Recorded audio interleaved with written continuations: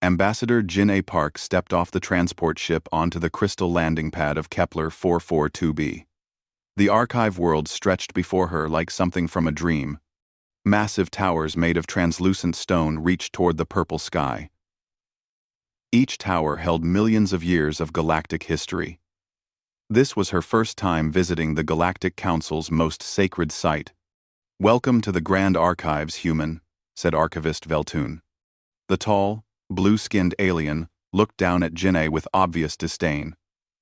"Please remember that your species is still very new to galactic civilization. You must not touch anything without permission."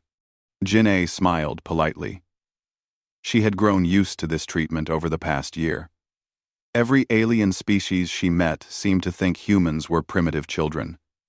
They spoke slowly to her, as if she might not understand basic concepts. It was frustrating, but she kept her diplomatic composure. "I understand, Archivist. I'm honored to be here," Jin-A replied. She followed Veltun through corridors lined with glowing data crystals.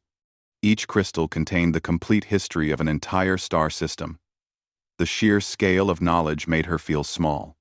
They walked for nearly an hour before reaching the public viewing section. Holographic displays showed the rise and fall of ancient civilizations. Jin-A recognized some species from the current Galactic Council. Others had been extinct for thousands of years. "Your diplomatic clearance allows you to view general historical records," Veltun explained. "The restricted sections contain dangerous or sensitive information. Primitive species like yours could be harmed by such knowledge." Jin-A nodded, though the word primitive stung. She began her tour of the available exhibits. The first display showed the formation of the Galactic Council 5,000 years ago. According to the records, 12 species had come together to create the first interstellar government. Humans weren't mentioned anywhere. The second display covered the mysterious Forerunners.